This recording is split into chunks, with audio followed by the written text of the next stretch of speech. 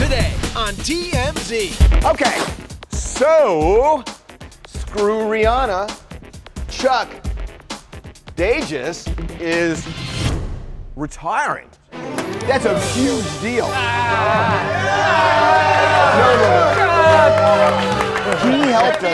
He helped us so much at the other facility and at this facility. He's a really good guy. But he has some weird things that I know. He moved to California like 20 years ago from New Jersey, and he never sold that house in New Jersey like he felt that New Jersey might be better than California, which is insane.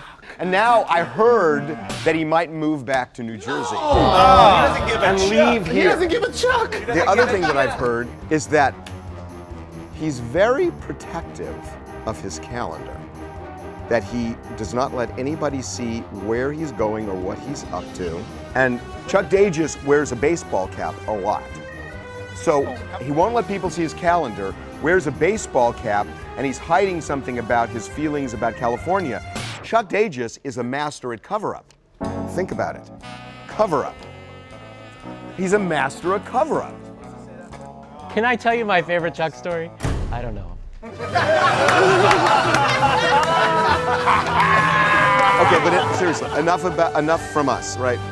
Now let's hear from the people who really like you. When I think about Chuck, I immediately think that Entertainment Technology Center without Chuck would not exist. Chuck has an uncanny ability to understand what might appeal to people. He kept pushing the envelope and learning new technologies and figuring out ways to take these new technologies and succeed with them. It's totally invigorating and inspiring and fun. He's such a powerful player in the industry. He was transforming Warner Brothers from analog to digital, their television and feature films, and at the same time always there to help us figure out how can we help the entire industry. We've been together in some of the best and funniest situations, and we've been in incredibly stressful situations together, and he's always remained poised. We are just eternally grateful for your leadership and your friendship, not only of the Entertainment Technology Center, but also helping this industry move into the digital era. Captain, incoming message. Captain, incoming. Hello? Yep, this is Vince. Chuck? Chuck who? Tell us about Chuck Dages. Fun memory. Who? And what? You want me to say a few words about Chuck Dages? Who the hell is Chuck Dages? Didn't he used to be with Warner Brothers? I thought he left. When I first met Chuck, it was back in 1997. We were both much younger. We both had much more hair, and they were different colors. Oh, hey, have you seen Chuck? Oh yeah, he's right in there. But I would go in there. He's a god. What do you mean he's god? He always made sure we were having fun, whether it be in staff meetings or just talking about through a solution of a problem. Well, he's just much more clever than I am, because he figured out how to work at Warner Brothers for 15 or 20 years and still live in New Jersey. So I don't know how you do that. Lisa! Where the did Chuck go? I can't say that. Oh, sorry. They'll have to edit that out. Maybe not. After Chuck took over operations at CBS, one of the things he found is that he had control of all the remote crews and mobile units that were doing CBS Sports. So he went down to a Giants game in Giants Stadium and took a friend along, and they were walking up and down the sidelines during the game, and then somebody came up to him and handed him a telephone and said, "Who are you? And get out of there." So he got thrown off the field. You know, one of the fun times that I remember will always cherish is that he took me to see the Lakers during the playoffs, Game 7 with Houston at Staples Center. It was a great time sitting in Warner Brothers, one of many Warner Brothers boxes.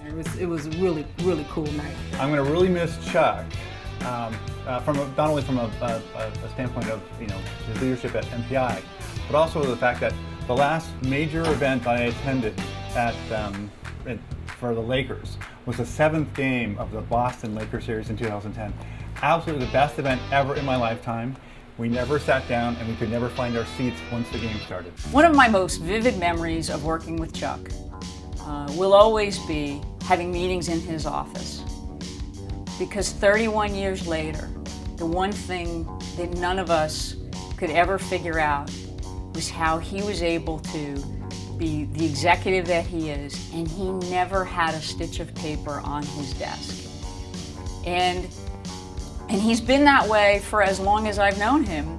And in fact, as an intern, he would talk to us about making sure, looking at how you present yourself, how you keep your office, making sure that, it's a real reflection on kind of the things that you're doing. And so I think that's one of my most vivid memories of working with Chuck. I just want to say, Chuck, you will always be very special to me. I know to many people here. I wish you nothing but the best. Your contributions to the industry have been amazing. And as you can tell, I have not quite figured out your secret to success. Take care. There are very, very few people who can make it through one of the more challenging business environments. It's been especially challenging over the last couple of years. Chuck has survived all of that and prospered and is going out with great celebration under his own power, which I think is a very powerful statement to make. I have known Chuck and Kathy for over 30 years, and he was my mentor at CBS Television. Chuck, congratulations, and have a wonderful evening. He's a real gentle giant. He's an intellectual, but he's approachable. He's a friend. He's a mentor. I can't tell you how many people have come up to me and said, what a lovely human being he is. And I have to say from the bottom of my heart, not only is he a lovely human being, but I'm just delighted to have him as my friend.